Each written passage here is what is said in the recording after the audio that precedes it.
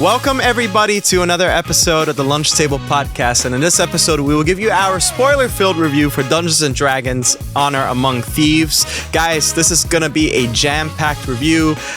We have a lot of thoughts to say about it, but of course, I haven't seen the movie. I'm too busy. But Dylan has a lot of thoughts. Dylan, why don't you get us started? Yeah, it was so good that I lost my keys in the theater and now I can't find them. You did, right? Yeah, I hope they call me back. But yeah, man, Honor Among Thieves. You're right, exactly. No, it was a cool movie. It was better than what I thought it was gonna be. To be honest, I thought it was gonna be like really cheesy and like I thought the humor wouldn't hit. Because that tends to be the trope nowadays. It's like I feel like fucking Marvel like started this shit. It's like everybody now has to either like have like dumb jokes or have a like end credit scene. But no, I think this movie actually worked really well, and it felt original and it like kind of fantasy elements. It had some things we've kind of seen from like Lord of the Rings or like Harry Potter.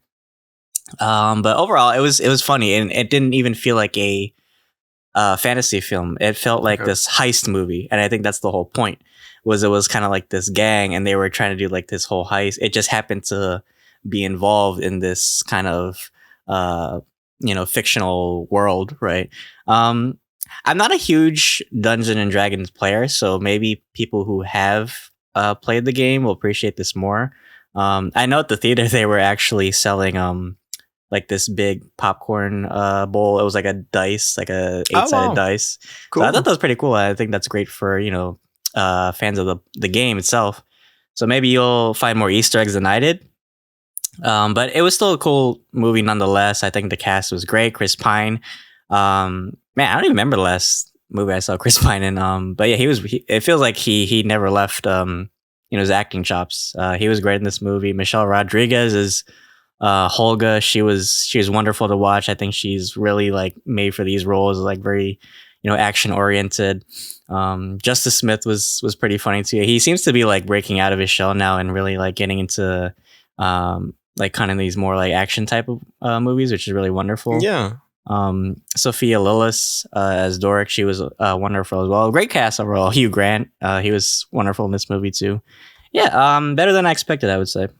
Yeah, so how was the main villain? Because I always feel like a strong antagonist really defines a movie sometimes. I can't remember what the actress's name is. Daisy Head. It's funny because she looks so much like Elizabeth Olsen. So I thought it was Wanda at first. Oh, okay. Yeah, she's like this kind of dark witch, and she's like taking over this kingdom. She's kind of like influencing Hugh Grant's character. He's like this like lord. I like how they went into the movie too. It was kind of like Chris Pine and Michelle Rodriguez were in this jail cell, and they were trying to get pardoned. And then it was kind of like going into his backstory, how he ended up in there. But the whole time he's setting this up, it's actually like an escape plan. They're waiting for this one judge to come in, and the judge is like this giant bird man. Oh wow! So they're stalling. They're waiting for this one guy to show up at the appeal trial. And they're like, I really love it if Jonathan was here, right? And they're like, no, just go on, keep going, say your opening statement, and then they wait for him, and then he's like this giant bird man. It's so fucking funny. I love how they do comedy in this movie. Actually, it's really really witty. There was like one scene where like they were digging up these graves because they had like this talisman, like you get asked like 5 questions from a dead person because they were trying to find this like mythical object, and they just went through so many graves, and he was like, all right, next, where's the shovel? But yeah, the villains like you asked were great too. Yeah, I think it was a great popcorn flick overall.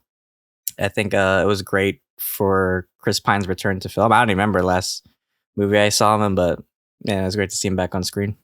Oh, that's really cool. Yeah, he's always a great actor. It seems like they're taking more of like this. I don't know if like diehard fans of Dungeons and Dragons would appreciate this movie though, because it seemed pretty modern in its approach to this, fantasy film. Yeah, do you think that kind of got in the way of the story elements of just like fantasy and stuff? No, I think it enhanced it actually. I mean, oh, cool. Like I said, it didn't feel too much like a fantasy movie. It just felt like this kind of like robbery heist movie, and And maybe that's perfect for Dungeons and Dragons, because Dungeons and Dragons is a kind of choose your own like character kind of game. And in a heist movie, you also have like a choose your character. Like you need like the stealthy person, the planner, the muscle, right? So I think this worked perfectly actually, because Dungeons and Dragons is like, well, now you have like the druid, the paladin. It just fits so well for this kind of story. Let me get your thoughts on the CGI. How was the CGI? Because Marvel's pretty spotty at the moment. And, there's a lot of crunch. How was it here? CGI wasn't terrible actually. It was pretty good. There were a lot of great like world building elements. Some of it did seem kind of like Thor Ragnarok-y or Marvelous, but it wasn't terrible. It wasn't too distracting. The creatures were pretty cool.